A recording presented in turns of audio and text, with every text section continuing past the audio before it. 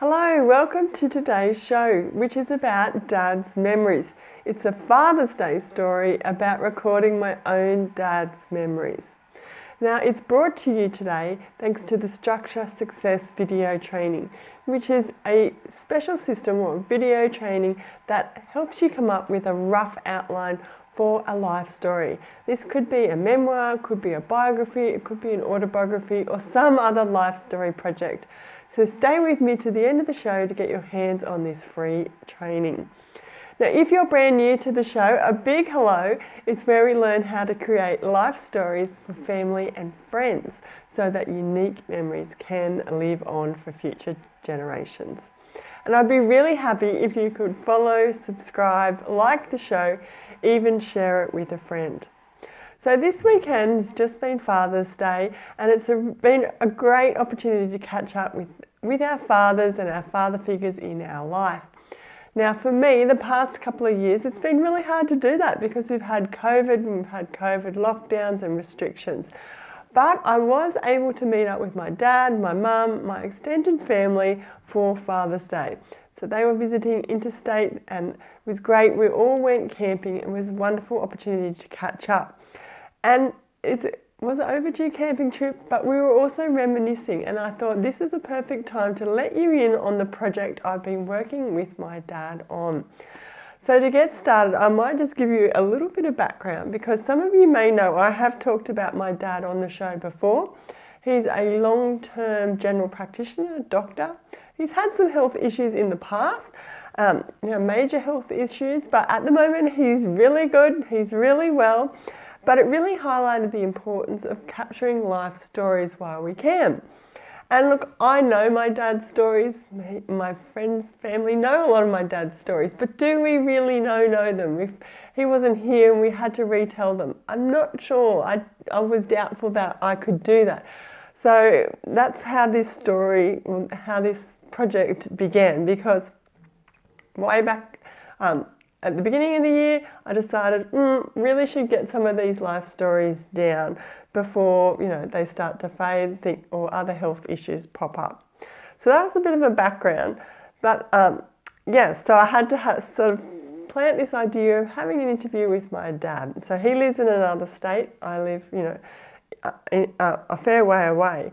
And so I wasn't sure how he was going to take this. I dropped the idea in a conversation. I was talking to him on the phone and he was just like, I don't really have much interest for such things. Like, yeah, do we have to kind of thing? What are you going to do? And so I said, look, it's just going to be maybe 30 minutes. Just talk about your school days. It'd be great for the grandkids to hear about it. He was really reluctant, and I sort of enlisted my mum there to sort of work on him a little bit in the background, and in the end he agreed to this 30-minute interview that weekend. So we sat down, we talked on the phone, and it actually ended up being more like a 60-minute interview about not just his school days but childhood as well. And we were going, it was quite good, wasn't too much resistance during the interview. And then at the end he said, okay, well, I'll just tell you more next week, just like that.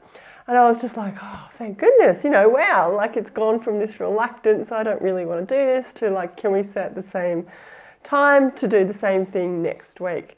So that's how we kind of rolled, I suppose. Like we did this from the beginning of the year to the middle of the year, sort of once a week. I'd catch up with him on the phone and we'd do an interview.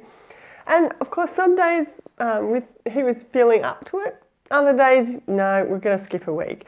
But that was fine. I feel like after a half a year, we've got a lot now of memories in the bank. We've done probably about 12 interviews, and he's saying to me, "Oh, we forgot to say that story. We forgot to add that memory." So there's still a few more interviews I feel like we're going to have to do just to sort of get the full collection. But yeah, that's kind of like what I'm up to with my dad on his life story project. It's really just getting the interviews down. I'm not sure what's going to progress from here. But just about how I started and how I did it in those 3 steps. So to recap, we sort of did that thinking about, we wanted to start the project, then planting the seed of that idea of an interview, and then doing the first interview, and then that leading to subsequent interviews. And I've got more information about how you can do this too. It's how easily it is to start recording memories for your loved ones. So check out the full article about this show. Go to foreveryoungautobiographies.com/dad's memories. You can read more about it and leave me a comment. I'd love to know, do you have a good story or a good memory of your father or father figure to share? Please leave me a note in the comments or send me an email. You can send me an email about anything to do with life stories. Go to foreveryoungautobiographies.com/contact.